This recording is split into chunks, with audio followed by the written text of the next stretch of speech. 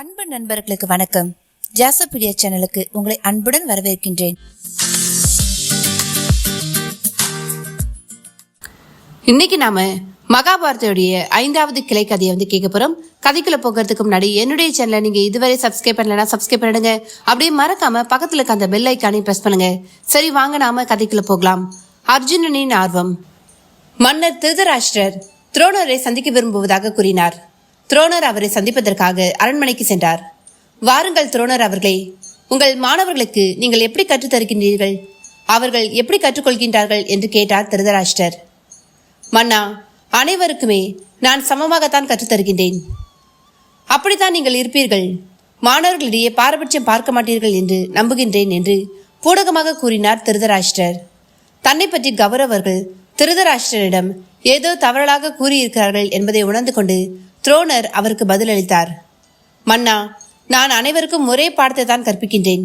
ஆனால் அது அவர்கள் கற்றுக்கொள்வதில் காட்டும் ஆர்வமும் உத்வேகமும் அவர்களை சிறக்க செய்கின்றது என்றார் துரோணர். கௌரவர்களுக்கு தகுந்த பாடம் கற்பிக்க வேண்டும் என்று முடிவு செய்தார்.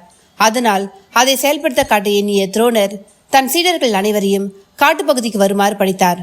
மறுநாள் காலை துரோணரிடம் வித்தை கற்றுக்கொள்வதற்காக கௌரவர்களும் பாண்டவர்களும் கூடியிருந்தனர். ஆற்றங்கரைக்கு சீடர்களை அழைத்து சென்ற துரோணர் ஆற்று மணலில் ஒரு ஸ்லோகத்தை எழுதினார். சீடர்களே, இந்த ஸ்லோகத்தை சரியான முறையில் உச்சரித்து காட்டியை எரிக்கும் வித்தியைதான் நான் இன்று உங்களுக்கு கற்றுத்தரப்போகின்றேன் என்று கூறிவிட்டு அர்ஜுனனிடம், அர்ஜுனா, கமண்டலத்தை எடுத்து வர மறந்துவிட்டேன், நீ சென்று எடுத்து வா என்று அர்ஜுனனை அனுப்பி வைத்தார். குரு அவர்கள் கற்றுக் கொடுக்கும் ஒரு அரிய வித்தியை இன்று நம்மால் கற்றுக்கொள்ள முடியவில்லையே என்ற மன வருத்தம் இருந்தபோதும் ஆசிரியரின் வார்த்தைக்கு கட்டுப்பட்டு குடிலுக்கு சென்று கமண்டலத்தை எடுத்து வந்தான். அப்பொழுது அவர்கள் அனைவரும் ஆற்றை கடந்து அக்கரைக்கு செல்வதை பார்த்தான் அர்ஜுனன். விரைந்து கரைக்கு வந்தான் அர்ஜுனன். மன்னிக்க வேண்டும் குருவே, வருவதற்கு சற்று தாமதமாகிவிட்டது என்று கமண்டலத்தை அவரிடம் கொடுத்தார்.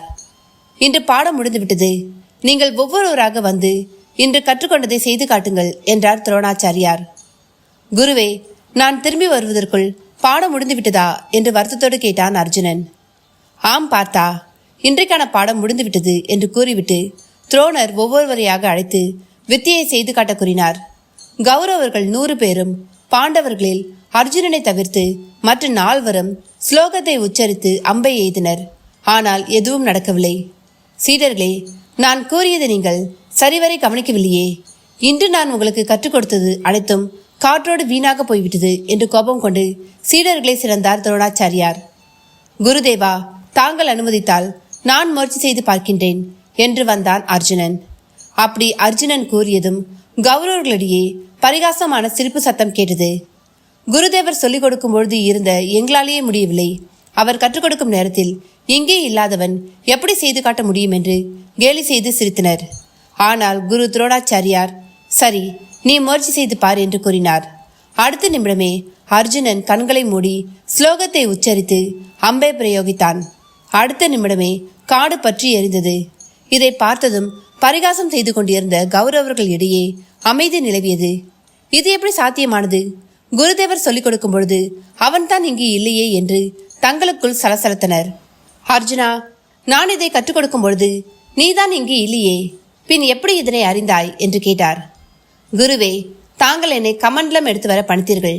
நான் குடிலுக்கு சென்று கமண்டலம் எடுத்து திரும்பி வரும்பொழுது ஆற்று மணலில் நீங்கள் எழுதிய ஸ்லோகத்தை பார்த்து என் மனதில் பதிய வைத்துக் கொண்டேன், அதனை பிரயோகித்தேன் என்று அடக்கமாக கூறினான். பின்னர் துரோணாச்சாரியார் கௌரவர்களை பார்த்து, ஒருவன் எதையும் கற்றுக்கொள்ள வேண்டுமென்றால் முதலில் அவனுக்கு ஆர்வம் வேண்டும். அதற்கு சாட்சியே அர்ஜுனன். ஆர்வம் இல்லாத இருக்கும் பொழுது குரு எப்படி சொல்லிக் கொடுத்தாலும் அதை கற்றுக்கொள்ள இயலாது என்று துரோணாச்சாரியார் கூறியதும் தங்கள் தவற்றை உணர்ந்த கௌரவர்கள் வெட்கி தலை குனிந்தனர். என்ன நண்பர்களே, கதையை கேட்டீங்களா? இந்த கதையிலேருந்து நீங்கள் என்ன தெரிஞ்சுக்கிட்டீங்கன்னு சொல்லிட்டு கமெண்ட் பாக்ஸில் கமெண்ட் பண்ணுங்கள். நாம் எதை கற்க விரும்பினாலும் அதை முதல்ல நல்லா ஆர்வத்தோடு கற்றுக்கிட்டோம்னா நமக்கு கண்டிப்பாக வெற்றி நிச்சயம் என்பது இந்த கதையிலேருந்து நமக்கு தெரியுது. இது போல் கதைகளை நீங்கள் தொடர்ந்து கேட்கணும்னு விரும்புனீங்கன்னா என்னுடைய சேனலை சப்ஸ்கிரைப் பண்ணிட்டு என்னுடைய சேனலை தொடர்ந்து ஃபாலோ பண்ணுங்கள். நன்றி, வணக்கம்.